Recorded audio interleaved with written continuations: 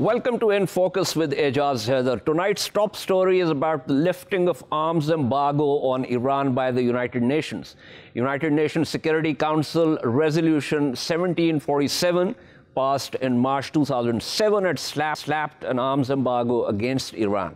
Despite efforts by the United States this year, including the decision by the Trump administration in August, the UNSC has gone ahead and lifted the arms embargo in pursuance of UNSC Resolution 2231 that underpins the Joint Comprehensive Plan of Action, commonly known as the Iran nuclear deal. Under the JCPOA, Iran has to abstain from weaponizing its nuclear program, while other signatories known as P5+1 and the European Union have to steadily lift sanctions against Iran. The United States unilaterally walked out of the JCPOA in May 2018. Since then, the US has placed Iran under a very stringent primary and secondary sanctions regime.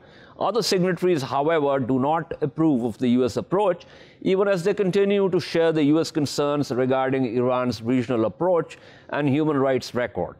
To discuss what the lifting of arms embargo means for Iran and what benefits could Iran accrue from this development, we have with us Mostafa Khoshcheshm.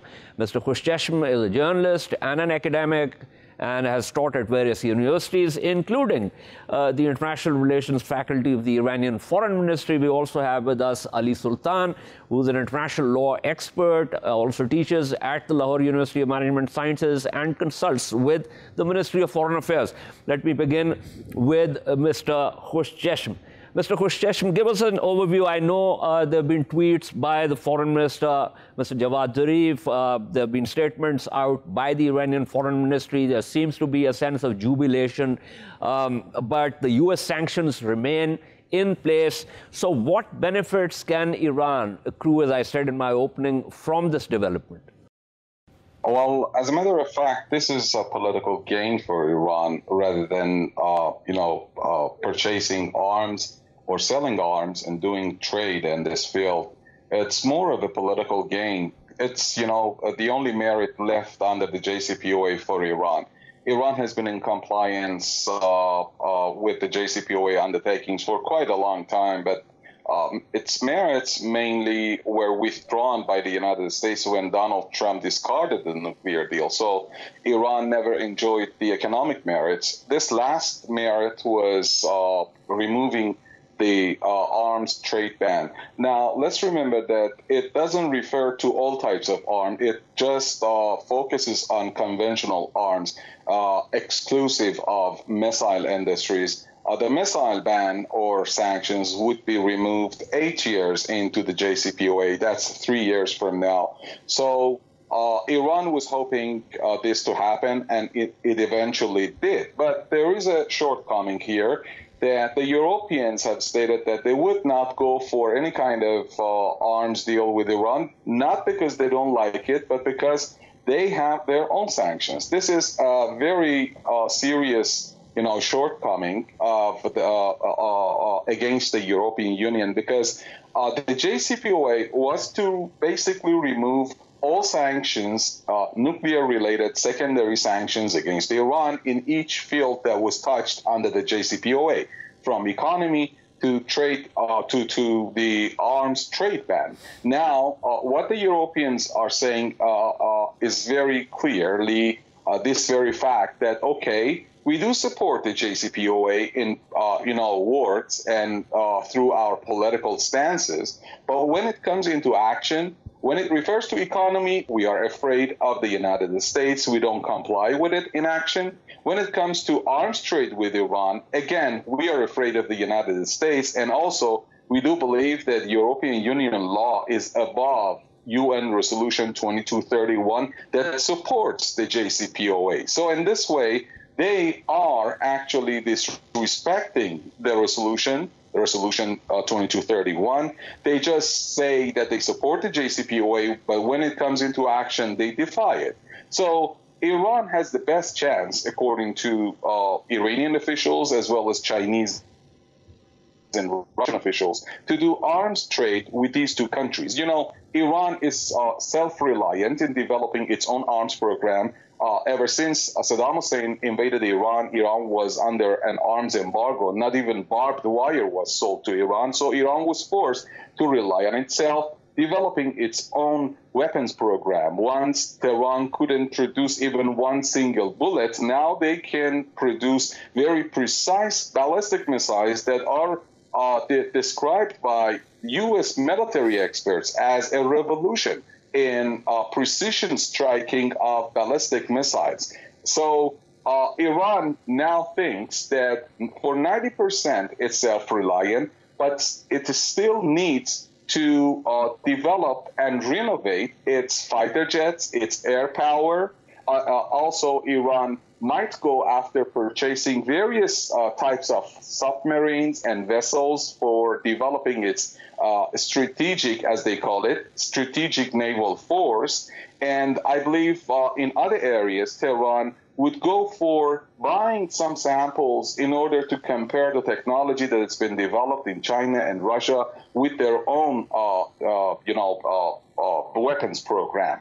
And with regard to the ban, it should also be stated that it's not just referring to Iran's purchase of weapons. Iran could also sell weapons to different nations that are willing to buy such weapons from Tehran. And given the fact that the production costs are much lower in Tehran, and Iranian arms program is a homegrown, military industry, I believe Iran could, present some competitive prices in the market, in the weapons market, and some potential, buyers could be Venezuela, Iraq, Syria, as well as other states that are willing to buy Iranian, advanced Iranian weapons systems.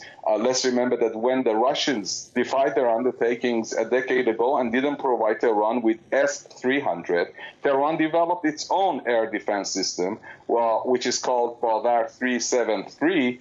The Russians say that it's something between S-300 and S-400.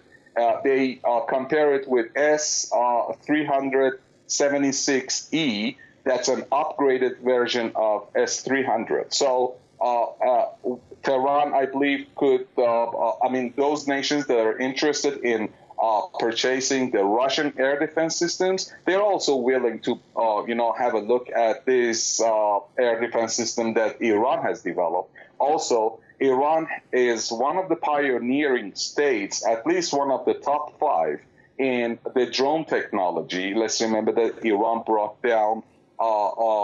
has brought down various types of U.S. drones, from RQ-170 Sentinel to Scan Eagle, and to Global Hawk, and many others. Iran has, reproduced them through reverse engineering, and they have even upgraded some of the versions, like the Sentinel that Tehran brought down around a decade ago. It was for reconnaissance missions. But the Iranian version is also good for combat missions. They have armed this drone, this radar evading drone. So Iran has a lot to offer in the market, in the weapons market. It also has, a very strong appetite for purchasing specific items, weapons, for developing and reinvigorating its air force and strategic naval force. Right. Thanks for this very good overview of the benefits that could accrue to Iran and what could be the possible strategies for Iran. I have a number of questions, and I will return to you, Mr. Khoshcheshm, but let me pull in Ali Sultan here. Ali, I want you to sort of give us a 101 on the sanctions regime against Iran. Mr. Khoshcheshm has talked about the European sanctions also. So one, that from an international law perspective, and then what exactly this particular lifting of arms embargo actually mean. Now, with regard to the sanctions on Iran, we need to appreciate that there are different levels and types of sanctions which have been imposed on Iran. One are the ones which were imposed by the United Nations. One, we have another set of sanctions which have been imposed by the European Union. And then we have another set of sanctions which have been unilaterally imposed by the United States. So in order to holistically understand the sanction regime that applies to Iran, we have to develop an understanding of all these sanctions regimes that apply to Iran. Now, specifically with the developments in the last 2 or 3 months, whereby this UN sanctions with respect to arms, conventional arms sales and purchases has been lifted. And it has been lifted because under the United Nations Security Council Resolution 2231, after 5 years of JCPOA, and if no other state party to the JCPOA objects, then these sanctions were going to be lifted. And they were lifted in August, but the US did not accept it. And the US actually filed a proposal in the Security Council, which was put out to a vote, whereby the US tried to extend these sanctions, even on conventional arms sales and purchases. But in what you could describe as a victory for multilateralism and a defeat for unilateralism, the United Nations Security Council overwhelmingly rejected this US proposal. And the only country which voted for it was Dominican Republic. Even European allies of the United States did not support the US on this proposal. Well, after this, the US then went back to, would you believe it, the JCPOA itself and tried to invoke a provision of snapback procedure which is available under the JCPOA in order to reimpose this conventional arms embargo on Iran. But since the United States had withdrawn voluntarily from the JCPOA in 2008, as you also mentioned in your introduction, and it was no longer, and it's no longer a party to that agreement, then how can it possibly go back and actually refer to a provision from that agreement, because it's no longer a party to it? And that is the position which has been taken by the majority of the United Nations Security Council and the Secretary General of the United Nations as well, that the United States has no legal basis to invoke this snapback triggering process, which is available only to members of the JCPOA. And since the United States ceased to be a member of JCPOA in 2018, it can no longer resort to this procedure. And hence, these sanctions have now been lifted. And the consequence, of course, of this is going to be, as your earlier analyst was also explaining, that it opens a possibility for Iran to at least selectively engage in some arm deals with maybe China, Russia, and some other countries like Venezuela, and so on and so forth. So that's a bit of a primer, to start the conversation. Right. So quickly, Ali, if Iran begins to do this, the U.S. primary and secondary sanctions will not be able to hamper this effort? It will. See, that's why I prefaced my remarks by saying that we have to bear in mind that there are multiple sanctions regimes that are applicable on Iran. So in fact, one of the things that the US is probably going to do is that it is going to ramp up its own sanctions under the Countering America's Adversaries Through Sanctions Act. That's the act under which the US imposes these unilateral sanctions. And it has been ramping that up, ratcheting it up for the last 2 years. And a unique aspect of this US sanctions regime is that it just doesn't apply to US entities doing business with Iran. It also applies to all the other countries that do business with Iran. I mean, that's the notion of secondary sanctions and how they actually apply. Now, there's a bit of a debate in international law as to whether these unilateral sanctioning mechanisms are legal or not. And also there are human rights concerns, because countries have, for instance, the right to development. And if the US is unilaterally blocking countries from their right to development, then it is also, in a sense, violating international law. Right. Thank you so much, Ali Sultan, for giving us your view. Let me go back to Mr. Khoshcheshm. Mr. Khoshcheshm, you talked about the various areas, the possibilities, and I agree with you. As a matter of fact, even Western experts believe, and they've written about this, that Iran has mastered the art of reverse engineering. They also believe that Iran would probably go for parts of weapon systems to upgrade some of the platforms that it already has. And as you mentioned, 90% is homegrown. But you also talked about the Air Force. And I believe that the Iranian military has been concerned about a very obsolete Air Force. And now, obviously, if some space is opened up for Iran to be able to upgrade its Air Force, that would be most welcome for Iran, obviously. But the little bit of a problem in terms of big ticket items is that Iran is cash strapped. So how do you think, and will it be possible for Iran to find the money to get these systems? A very good question. As a matter of fact, let me point out a few issues right now.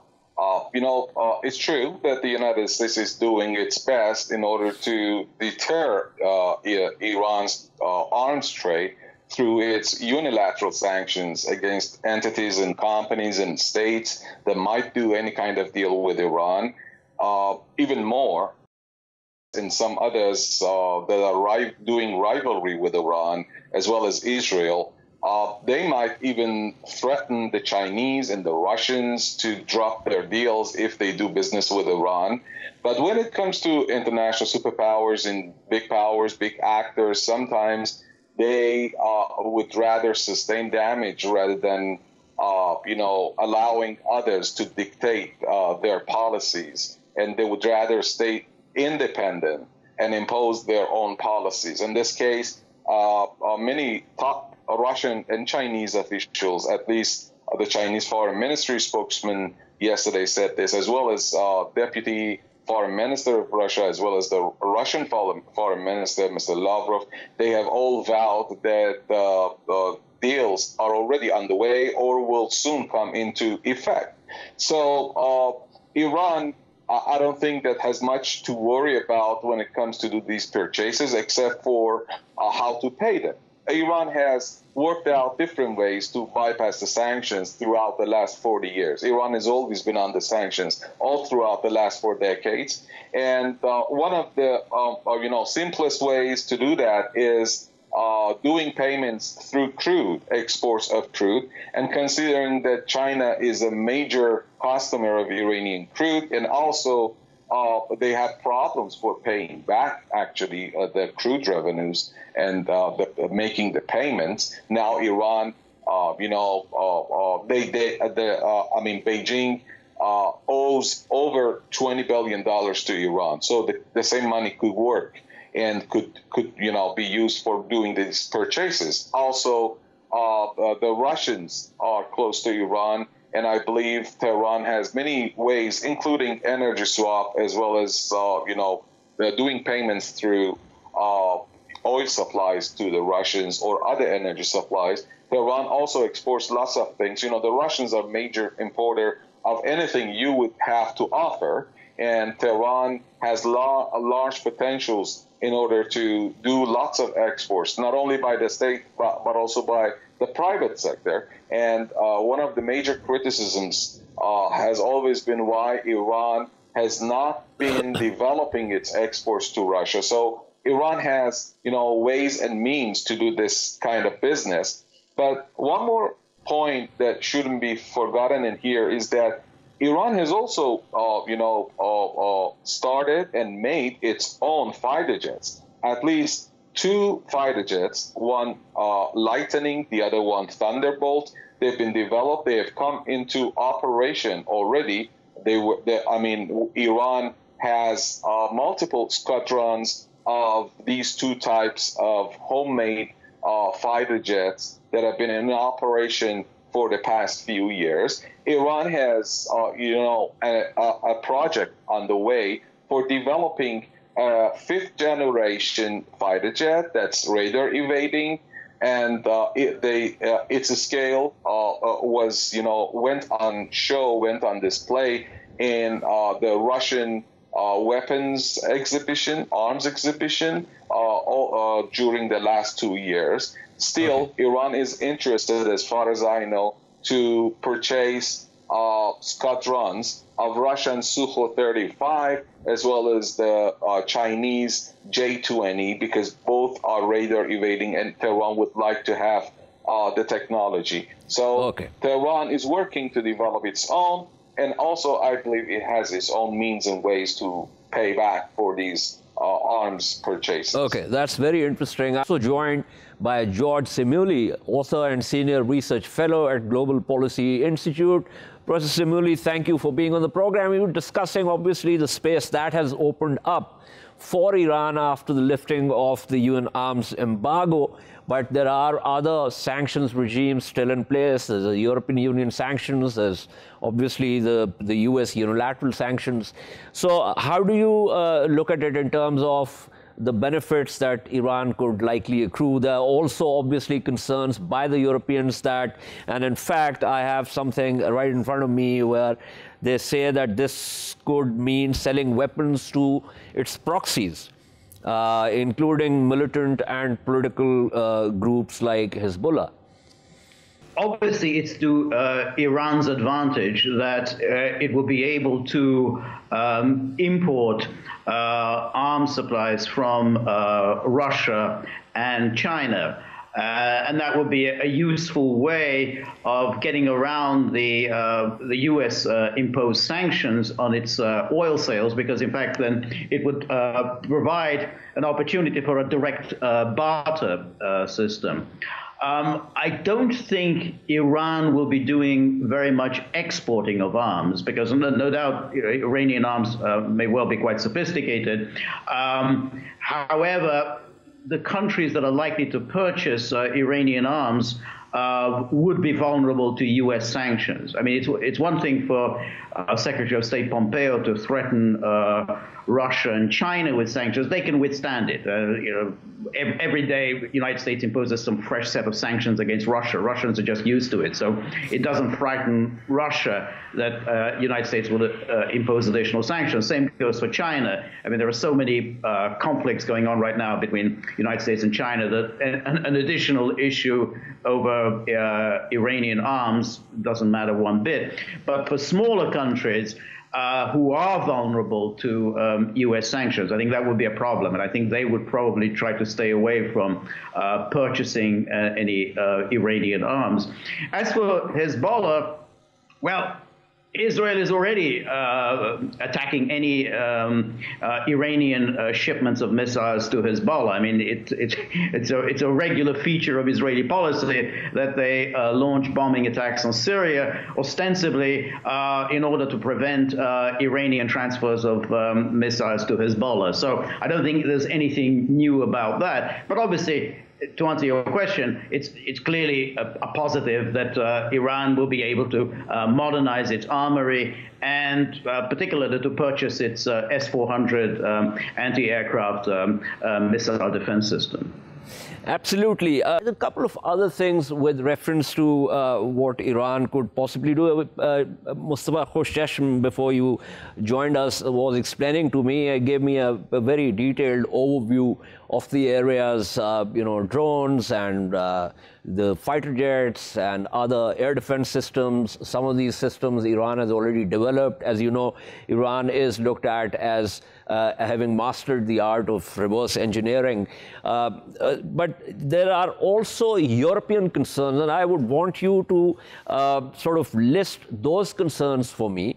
And these are, of course, countries we're talking about that opposed the U.S. attempt starting August to try and somehow stop the lifting of arms embargo. So give me a sense of the European concerns with reference to Iran and how many of those concerns you think are legitimate. I don't think that they are very legitimate. And in fact, yes, there's an EU arms embargo in place against Iran. It's a long-standing, but it's set to expire in 2023. So it's a real question as to whether the Europeans will indeed renew the arms embargo. But I mean, obviously the relations between Europe and Iran have been tense since the revolution, and obviously Iran's policy in Lebanon is supporting Hezbollah is clearly not to Europe states, because Europe also considers Hezbollah a terrorist organization. But in general, the Europeans take a very different view of Iran than the United States does. So the United States, which claims that Iran is the #1 state sponsor of terror in the world, that's a specifically American Israeli view. It is not the European view. So Europe has issues with Iran. I mean, it has issues, as I said, over Lebanon. It has issues with Iran over its policy in Yemen. But it's nothing of the scale of the issues that the United States has. Right. Thank you so much. That was Georgezimuli. Before I wrap up quickly, Mr. Khoshcheshm, if you want to add something in response to what Georgezimuli was saying with reference to the European concerns. Yes, exactly.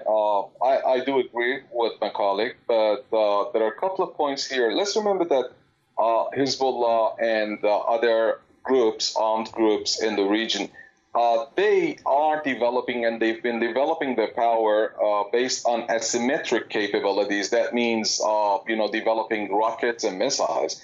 What Iran is going to purchase from the Russians and the Chinese surely is not the missiles, as it already has these missiles, at least for a range of 2,000 kilometers. And Iran, as I said, is going to, do purchases in area of submarines as well as fighter jets. These are, the weapons needed by a state. So Iran, as a state, needs these things. But Hezbollah and others do not need such equipment. They don't have the pilots. They don't have the track. They don't have the airbase. They don't have it because they are armed groups and resistance movements, not a state actor. Correct. Therefore, Correct. They don't need it either. And more importantly, Iran has proved to be a responsible party in this region. Let's remember that based on what U.S. former and present U.S. officials have been saying, U.S. allies that started this chaos in the Middle East, in Syria and Iraq, according to Joe Biden, Hillary Clinton, Michael Flynn, and many others, General Dempsey, they have all made acknowledgments that have been training and arming Daesh, ISIS in this region and other terrorist groups and militants. Now, I was thinking, last week when a Paris teacher was murdered by an extremist, I posted a tweet actually in this regard, addressing the Europeans, that maybe it's time for them to change their worldview. Maybe it's time to remember that the one that killed these goons and barbars in Syria and in Iraq was Hezbollah and Iran, Iraq, Syria, and assisted by the Russians, of course, with the help of the Russian Air Force. And if it hadn't been for martyred General Qasem Soleimani, then there would have been tens of thousands of these ISIS people all across Europe, killing and beheading them. I believe it's time for them to change their worldview. Okay. Thank you much. That was Syed Mostafa Khoshcheshm speaking with us. We shall take a short break and return to discuss the spread of COVID-19 in Europe and also the spike at home. Stay with us.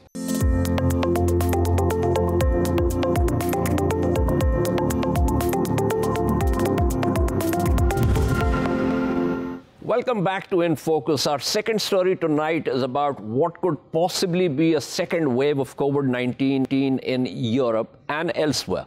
Countries across Europe are seeing a resurgence in COVID-19 cases after successfully slowing outbreaks early in the year. The vast majority of countries are declaring more cases each day now than there were during the first wave earlier this year. In fact, the number of reported new cases across Europe has surpassed the combined number of new cases in Brazil and the United States. France has issued curfew orders and has banned weddings and the gatherings. Catalonia has shut bars and restaurants. Ireland is planning for another lockdown. But while infection numbers may appear higher, some experts suggest it could simply be that increases in testing capacity are identifying more cases. At home, we are witnessing another spike, and some experts warn that coming winter and smog could add to the risk. What exactly is going on, and how is this likely to pan out? To discuss this, joined by Professor Derya Unutmaz, human immunologist at the Jackson Laboratory in Farmington, Connecticut. We also have with us Dr. Kamran Qureshi, a doctor and also a health economist and policy planning expert. Let's first get to the Europe part of it, and let me pull in Professor Unutmaz there. Professor Unutmaz, a couple of questions, layperson's questions, but I think this is something that needs to be answered. A, is this a second wave? B, is this going to have the same unfortunate kind of mortality rate, or has the virus weakened? What exactly is the situation? I think in a number of countries in Europe, we can certainly call this a second wave because they've really reduced the numbers to very low levels beginning of summer. But unfortunately, that actually caused relaxation in the the way the countries dealt with this, and people got tired and so on. And I think we're just seeing this second wave as we approach winter, which is, of course, very concerning. Now, what you said earlier is also true. Now that we're doing much more testing than the March-April period, so the number of cases reflects some of that. That's clearly the case. Probably during March-April, we had maybe 2-3 times more cases than we could have detected at the time. The mortality rate, fortunately, have not risen proportionally. Part of it is because we're doing more testing, we're identifying more people, but part of it is also because the treatment protocols, there is not that there is a very specific treatment to the virus, but the way that we control severe patients has dramatically improved. So, one estimate is that the mortality rate is about almost half what it was during March, April, when we didn't know very much about the virus. Hopefully, when newer drugs such as the antibodies are approved, this will go down further. But the major concern here is not just the mortality; it's also the damage that this virus does to a lot of people. We have a condition called long COVID. People suffering months after the virus, they have damage in their hearts and lungs and so on.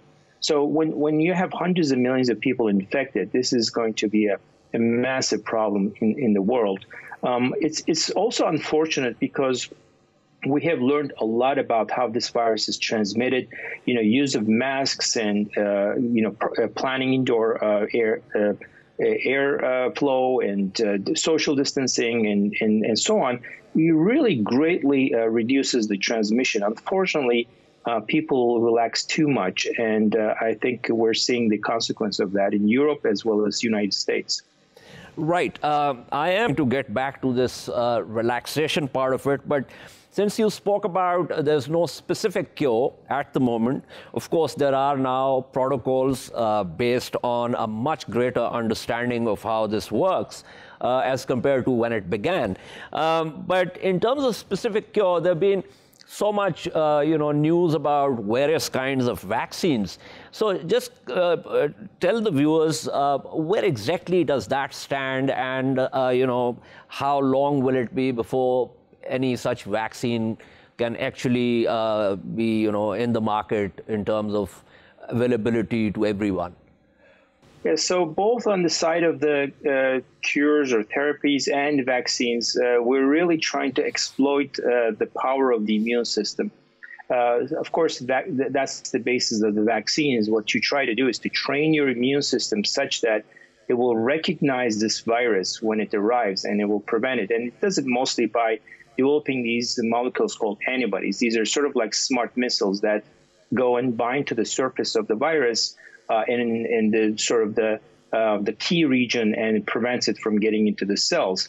And fortunately, this virus turns out to be fairly easy to stop because 99% of the people who are infected eventually recover, and that's because of our immune system.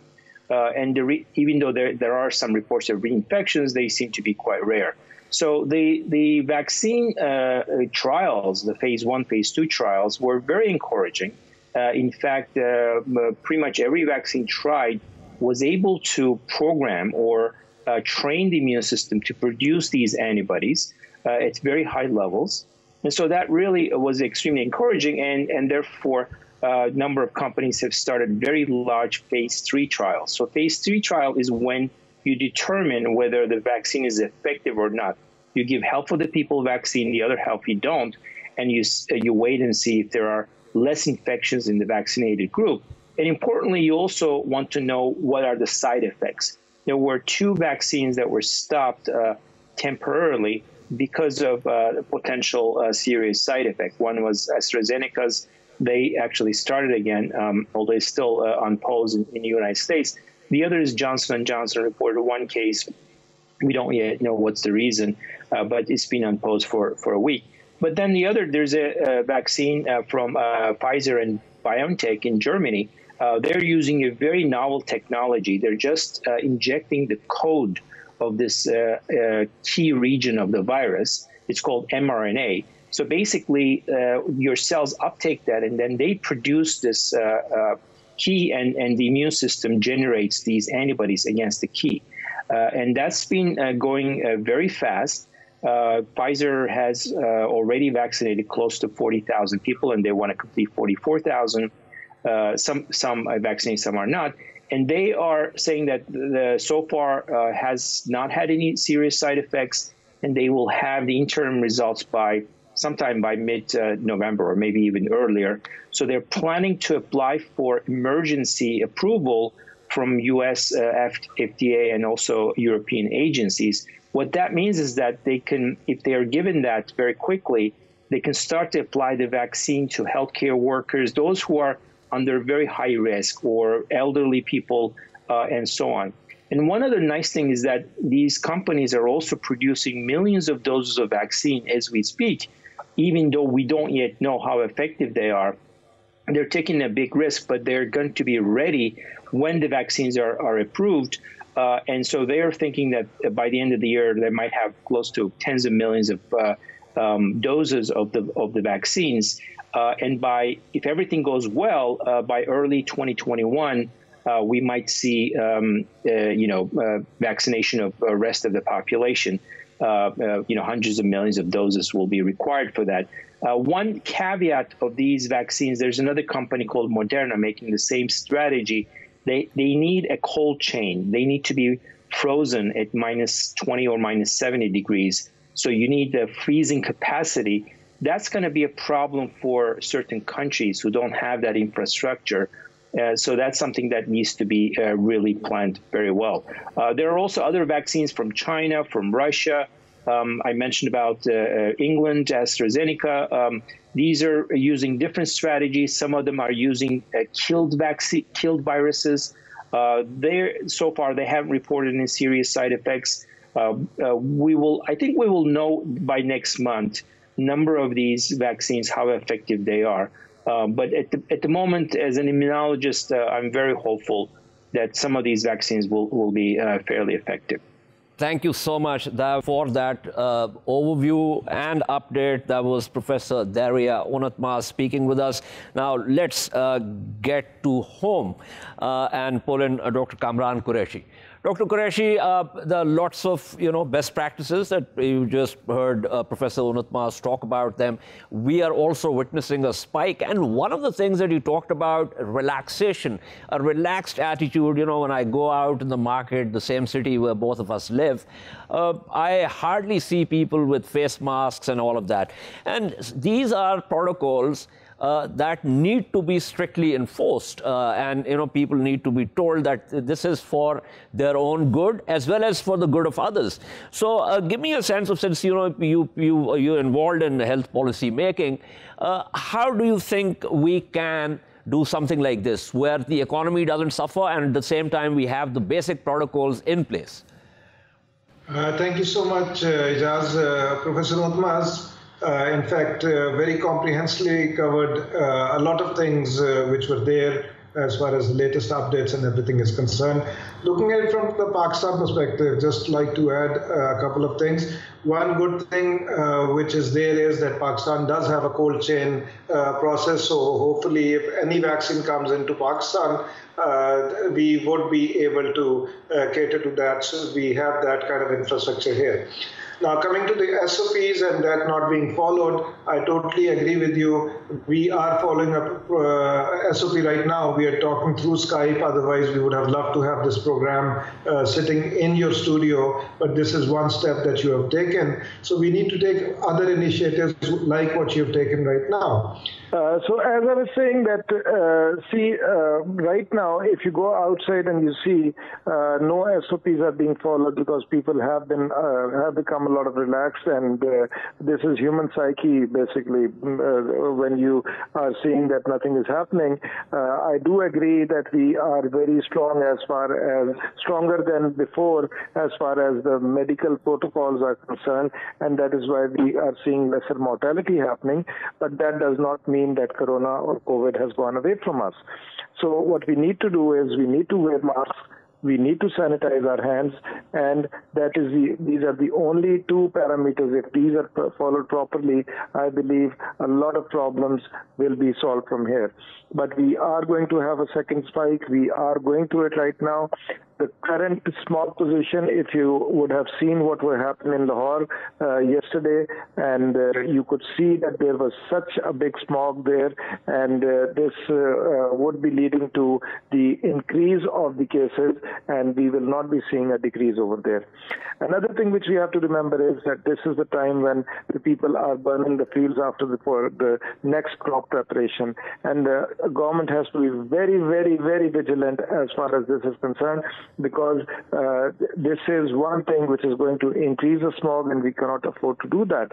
And I tell you, you go on the motorway and you will see that all around, you will see that there are the previous crop, the remains of that are being burnt, and and a lot of our senior officials and everyone are traveling on that same motorway, and they, I think, put a blind eye towards that, look, this is burning and they are not doing anything about it.